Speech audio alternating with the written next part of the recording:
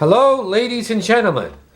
This is yet another YouTube lecture on applied computer science.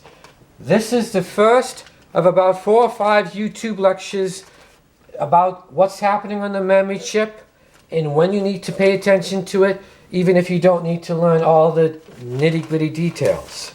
What happens on the memory chip does matter. If you completely ignore altogether memory issues, you will make mistakes when you're developing computer code and not understand why these mistakes are occurring. So, to start off with, I need a couple of reminders. Remember, a value is something that has a location on the memory chip.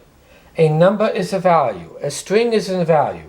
Remember also that an array is also a value stored somewhere on the memory chip. Remember that.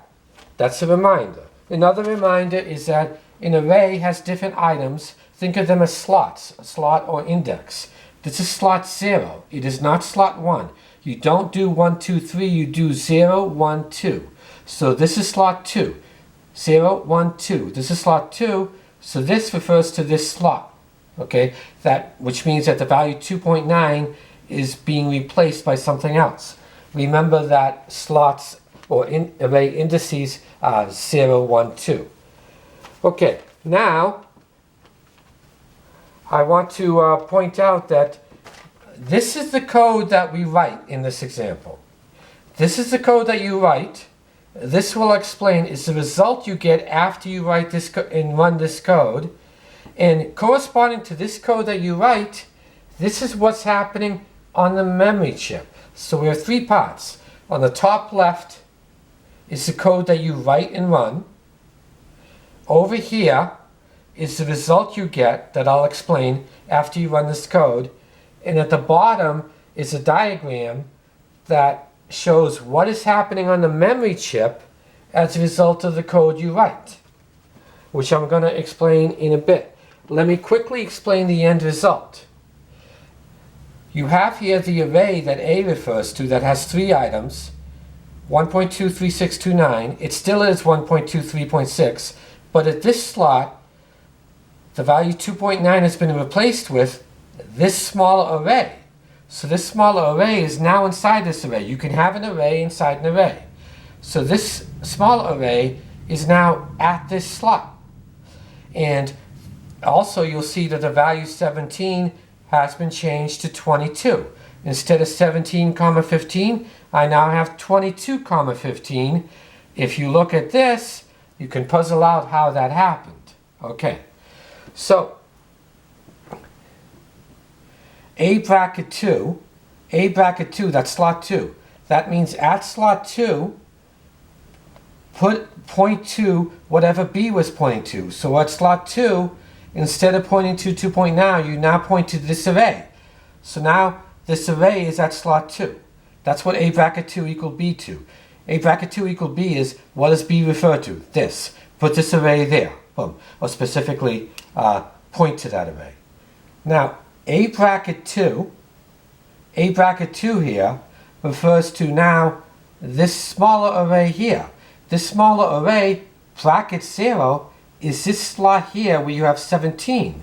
So what this does is, remember, A bracket 2 is now this smaller array here, this array here. This array, bracket 0, refers to this slot here where I'm holding 17. So this says, change the 17 to a 22. That's how that works. You understand how this is going on here? Okay, now,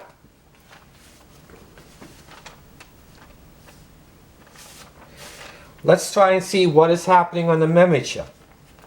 Remember, an array is a value. So like numbers and strings and other values, every array itself has a location on the memory chip. This array has a location on the memory chip. This array has a location on the memory chip. The variable B points to the location on the memory chip where this array is. The variable A points to the location on the memory chip where this array is. But also understand that an array is a structure that itself contains pointers. This array contains these arrows, these pointers. Each of these pointers points to another location on the memory chip where you have some useful value. And when you do a bracket whatever equal whatever, when you do an assignment statement with array indices, what you are doing is you are choosing a pointer inside an array, and you are resetting the pointer so that it no longer points to the old value but now points to the new value. You are resetting the pointer to change from one location on the memory chip. This pointer is being reset so that it's being reset away from the location on the memory chip of this value here, 2.9, and it's being reset to point to the location on the memory chip where you have the smaller array. This is tricky. Every array has a location on a memory chip. You can have variable names point to that. But the array itself contains pointers that point to somewhere on the memory chip. It takes some practice to get used to this confusing concept.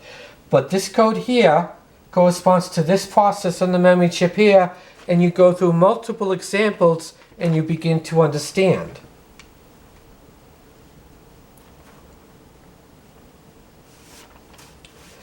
Okay, so what happens here is the variable name A, as a result of this, A points to where on the memory chip this array is. Same for B. B points to where on the memory chip this array is.